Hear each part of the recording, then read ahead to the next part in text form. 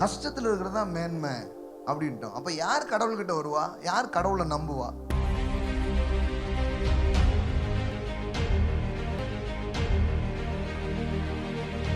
கடவுள் யோசிச்சு பாருங்க, உங்க வியாதி மூலமாவா அவர் மகிமைப்படுவார்? உங்க தரித்திரத்தின் மூலமாவா அவர் மகிமைப்படுவார்? எங்க ஊர் எவ்வளவு நல்ல ஊர்னு ஒருத்தர் கூட்டிட்டு போய் சோமாலியாவை காட்டின, அந்த ஊருடைய அரசன் யாரையா, இந்த ஊர்ல யாரையா ஆட்சி பண்றா, திட்டுவாங்களா திட்ட மாட்டாங்க. இப்ப நம்ம என்ன பண்றோம்? தரித்திரமா இருக்கிறது தான் மேன்மை, வியாதியா இருக்கிறது தான் மேன்மை, தோல்வியா இருக்கிறது தான் மேன்மை, கஷ்டத்துல இருக்கிறது தான் மேன்மை அப்படின்ட்டோம். அப்ப யார் கடவுள்கிட்ட வருவா? யார் கடவுளை நம்புவா?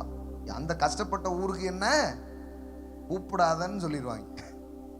அப்ப இது எதுவுமே க்ளோரி கிடையாது, இது எதுவுமே மகிமை கிடையாது. நல்லா புரிஞ்சுக்கோங்க, உங்க வெற்றி தான் தேவனுக்கு மகிமை.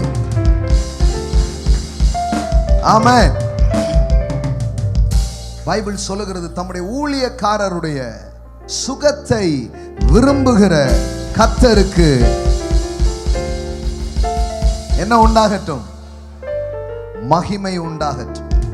ஆங்கிலத்தில் எப்படி வருது பாருங்க, சுகம் அப்படின்ற வார்த்தை ஆம்பிளிஃபைட்ல வாசித்தீங்கன்னா ப்ராஸ்பரிட்டி அப்படின்னு வருது. எல்லாம் சொல்லுங்க, ப்ராஸ்பரிட்டி, செழிப்பு. ஆமென். சுகம்ன்றது வெறும் சரீரத்தின் ஆரோக்கியத்தை மட்டும் சொல்லல, எல்லாத்திலும் நல்லா இருக்கிறது தான் ப்ராஸ்பரிட்டி. இப்போ அங்க என்ன வருது பாருங்களேன், let them shout for joy and rejoice who favor my vindication and want what is right for me. Let them say continually, amen. Let the Lord be magnified who delights and takes the pleasure in the prosperity of his servant. எல்லாம் சொல்லுங்க, செழிப்பிலே. ஊழியர்கள் காசே இல்லை, அது கடவுளுக்கு மகிமை. அப்படி போட்டிருக்கா?